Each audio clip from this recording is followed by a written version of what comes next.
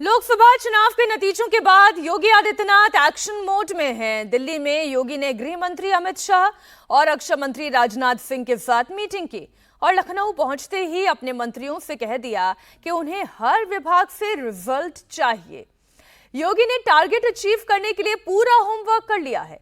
अगले 100 दिन में क्या करना है सब अपने मंत्रियों और अफसरों को समझा दिया है और सबकी नजर आज योगी कैबिनेट की मीटिंग पर है, जहां बड़े और कड़े फैसले लिए जा सकते हैं।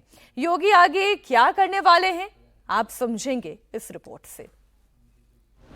24 घंटे में योगी ने दिल्ली में क्या बिसात बिछाई, यूपी के लिए 100 डेज में क्या टारगेट सेट किया, चुनावी हार से उपजी चुनौतियों से योगी कैसे निपटेंगे, अखिलेश के लिए पीडीए का काउंटर योगी के पास क्या है। शपथ समारोह के बाद योगी दिल्ली में कई घंटे जमे रहे। प्रधानमंत्री मोदी की कोर टीम से एक एक कर मिले। अमित शाह से 30 मिनट लंबी बातचीत में चुनाव नतीजों पर चर्चा हुई।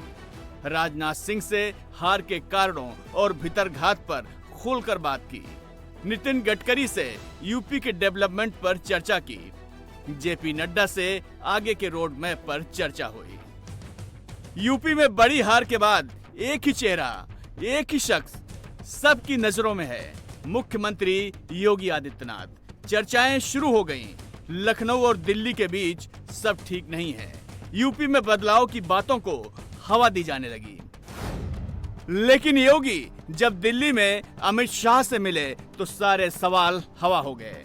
तमाम सवालों के जवाब खुद ही मिल गए। न कोई मतभेद है, न कोई और बात। दिल्ली की पूरी टीम योगी के साथ पहले की तरह मजबूती से खड़ी है। टीम हार को पीछे छोड़ आगे के प्लान पर काम शुरू कर चुकी है। योगी के सामने सबसे बड़ा चैलेंज अखिलेश का पीडीए फॉर्मूला है, जो इस चुनाव में चल गया। यूपी में योगी की दूसरी बड़ी चुनौती युवाओं के लिए रोजगार के मुद्दे को हल करना है, जिनकी नाराजगी चुनाव में देखने को मिली। तीसरी बड़ी चुनौती डबल इंजन सरकार की योजनाओं को गांव-गांव तक पहुंचाना है, जिससे किसान और मजदूर की समस्याएं हल हों। ये तभी संभव होगा जब योगी को पहले की तरह दिल्ली से सपोर्ट मिलेगा। योगी इसीलिए मोदी कैबिनेट में शामिल बड़े मंत्रियों से मिले, उन्हें यूपी सरकार का फ्यूचर प्लान बताया और उसे पूरा करने में सहयोग मांगा। योगी के लिए बड़ी बात यह है कि कम सांसद जीतने के बाद भी यूपी के कोटे में ज्यादा मंत्री पद आए हैं। इस बार 36 सांसद जीते हैं, 10 मंत्री बने हैं, जो 28% बैठता है। 2019 में 64 सांसद जीते थे, 13 मंत्री बने थे, जो 20% था। 2014 में 73 सांसद जीते थे, 18 मंत्री बने थे, जो 24.5% था। मतलब योगी कमजोर नहीं और मजबूत होकर उभरे हैं। अब सबसे बड़ा सवाल अखिलेश के पीडीए फॉर्मूले का काउंटर योगी कैसे करेंगे, इसका इंतजाम भी मंत्रिमंडल विस्तार में कर दिया गया है। अखिलेश के पीडीए पिछड़ा दलित अल्पसंख्यक के काउंटर के लिए 2 कुर्मी अनुप्रिया पटेल और पंकज चौधरी, 2 दलित कमलेश पासवान और एसपी सिंह बघेल, 2 राजपूत राजनाथ सिंह और कीर्तिवर्धन सिंह, 1 लोधी बीएल वर्मा, 1 ब्राह्मण जितिन प्रसाद और 1 जाट जयंत चौधरी को मंत्री बनाया गया है।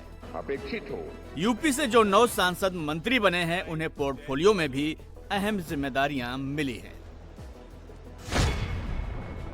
कैबिनेट मंत्री राजनाथ सिंह को फिर रक्षा मंत्रालय मिला है। राज्य मंत्री स्वतंत्र प्रभार जयंत चौधरी को शिक्षा और कौशल विकास मिला है। राज्य मंत्री जितिन प्रसाद को कॉमर्स, इंडस्ट्री, इलेक्ट्रॉनिक्स और आईटी मंत्रालय मिला है। राज्य मंत्री पंकज चौधरी को वित्त मंत्रालय में जिम्मेदारी मिली है। राज्य मंत्री अनुप्रिया पटेल को स्वास्थ्य एवं परिवार कल्याण, केमिकल एंड फर्टिलाइजर मंत्रालय मिला है। राज्य मंत्री एसपी सिंह बघेल को पंचायती राज, पशुपालन, मत्स्य और डेयरी विभाग मिला है। राज्य मंत्री कीर्तिवर्धन सिंह को पर्यावरण एवं वन मंत्रालय मिला है। राज्य मंत्री बीएल वर्मा को उपभोक्ता मामले, खाद्य एवं आपूर्ति मिला है।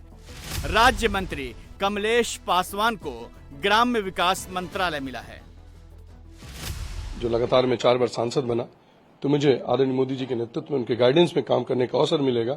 ये मैं विश्वास दिलाता हूं कि जिस विश्वास के साथ उस टीम में मेरा चयनित हुआ है, मैं 100% 100% अपना पूरा एफर्ट देके आदरणीय मोदी जी के सपने को पूरा करने का काम करूंगा। मैं अभी तक अपने बांसगांव संसदीय क्षेत्र तक के लिए सीमित था, अपने गोरखपुर पूर्वांचल के लिए, लेकिन अब जब मंत्री बनने के बाद मेरा दायित्व और मेरा क्षेत्र निश्चित तौर पर पूरे भारतवर्ष के लिए होगा, एक विभाग के लिए होगा, तो मैं पूरी निष्ठा के साथ आदरणीय मोदी जी ने जो 100 दिन का टारगेट सेट किया है कि 100 दिन के अंदर हम जो चुनाव में गए, जो देखे, उसको हम कैसे पूरा करें, तो मैं ईमानदारी के साथ आदरणीय मोदी जी के विजन को पूरा करने के लिए हर तरह से प्रयास करूंगा, उनको 100% देने का काम करूंगा।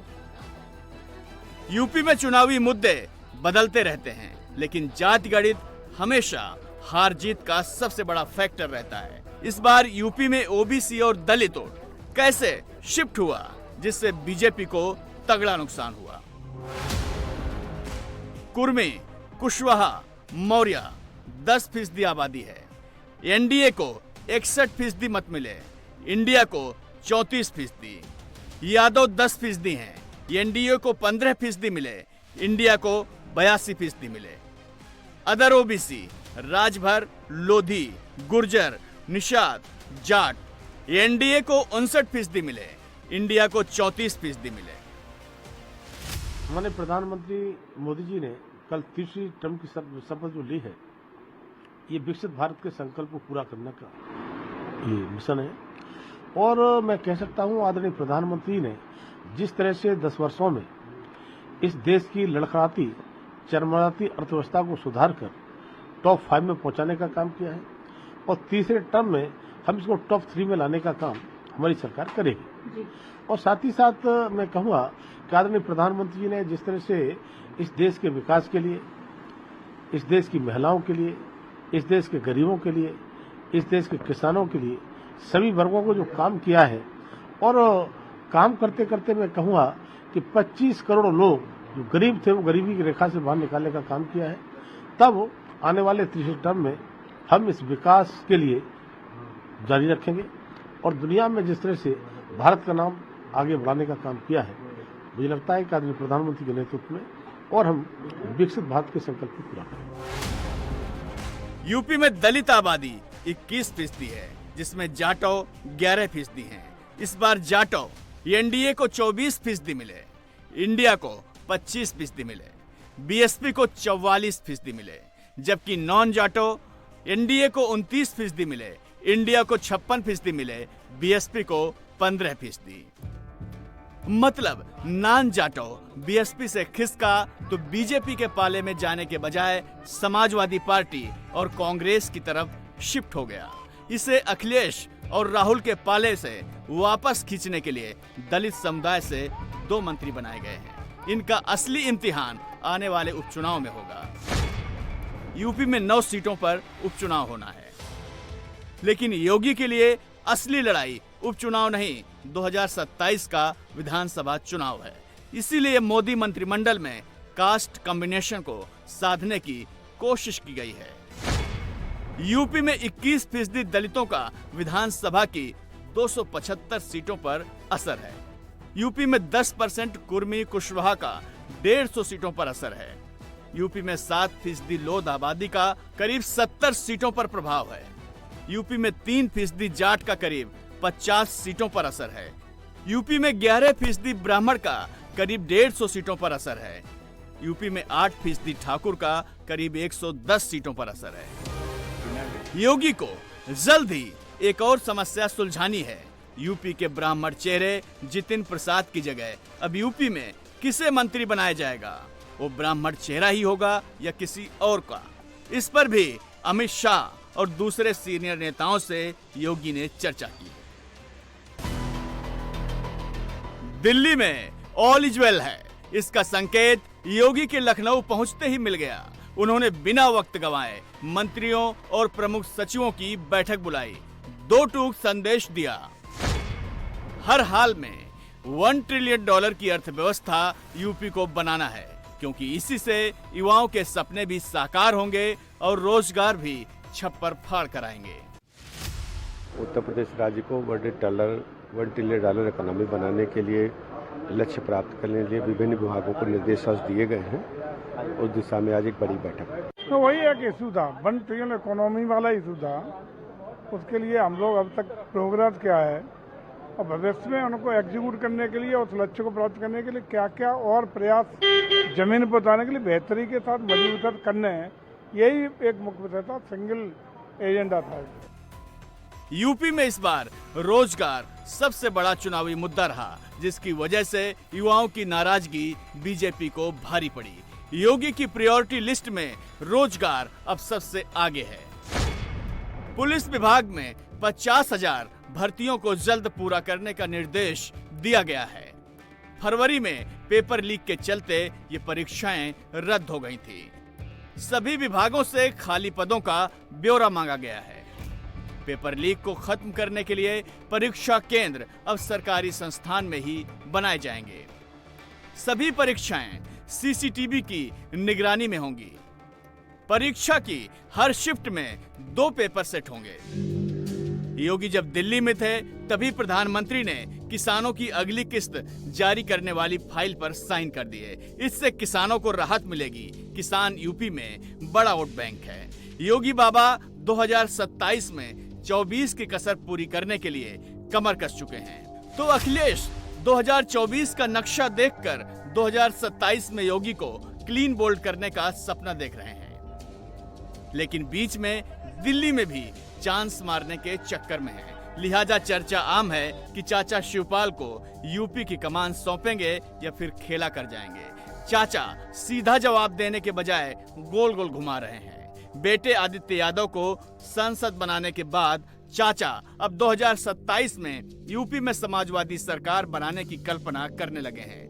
नौकरी, रोजगार, पेपर लीक और महंगाई के मुद्दे पर चुनाव लड़ने वाले समाजवादी फिर हिंदू मुसलमान की बातें कर रहे हैं। वो तो उस पर चलेंगे कि हिंदू मुस्लिम मंदिर मस्जिद यही चलेगा, इनका फिर से चलेगा। इनको देखो, महंगाई से कोई मतलब नहीं, बेरोजगारी से कोई मतलब नहीं, तो उसी अनुसार देखना ये फिर चलेंगे। बधाई है, अब मंत्री बने हो तो फिर जनता के लिए और देश के लिए कुछ अच्छा काम करो, तब तो ठीक है, और नहीं करेंगे तो फिर जनता फिर इनको फिर हराएगी। बहुत से मंत्रियों को हरा दिया, बड़े बड़े मंत्रियों को हरा दिया। नेता विपक्ष, हम देखें कि हम नेता विपक्ष से बात कर रहे हैं। अब देखिए, वो तो उनके अधिकार का विषय है। अखिलेश के अधिकार का मामला, इस पर मुझे कोई टिप्पणी नहीं करना।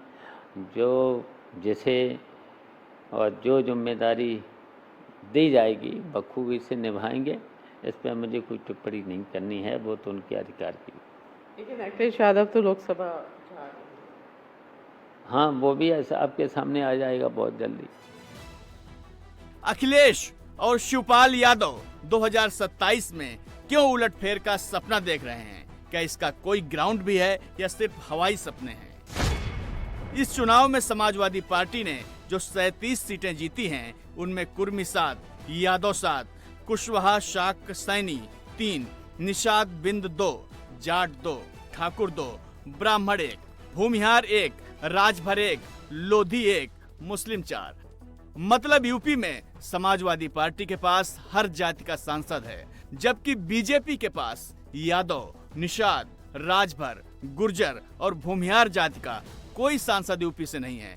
इसीलिए मुलायम खानदान 2027 में सत्ता पाने का सपना देख रहा है। लेकिन लोकसभा और विधानसभा का खेल अलग होता है। योगी अपने सबसे स्ट्रांग पॉइंट पर ही 2027 का मैच खेलेंगे। वो उनका बुलडोजर मॉडल है।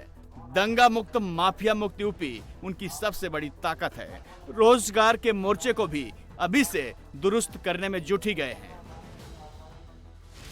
हर विभागों से हम कैसे, हर विभागों में किस तरीके से हम लोगों ने जो तय किया था, कितना अचीवमेंट हुआ। कुछ ऐसे विभाग हैं जो 100% रहे हैं और हम लोगों ने अपने अपने लक्ष्य से ज़्यादा रहे फिशरी डिपार्टमेंट। आगे हम कैसे कर सकते हैं, जैसे हमें जितने पॉन्ड्स है गांव में राजस्व विभाग के वो सूखे हुए हैं, उसे हम तीनों विभागों के एक साथ करें, रेवेन्यू को, फिशरीज को, मनरेगा को जोड़ के फिर इकोनॉमिक डिपार्टमेंट। तो इस तरीके से समन्वय स्थापित करके हम रोजगार के साधन अधिक से अधिक दे सकें और जो लक्ष्य निर्धारित किए हैं उसे पूरा कर सकेंगे। इस बार 1 से 6 सीट पर पहुंचने वाली कांग्रेस भी यूपी में अपनी जमीन मजबूत करने में जुटी है। राहुल गांधी, प्रियंका गांधी और सोनिया गांधी मंगलवार को जनता को आभार जताने अमेठी पहुंचने वाले हैं।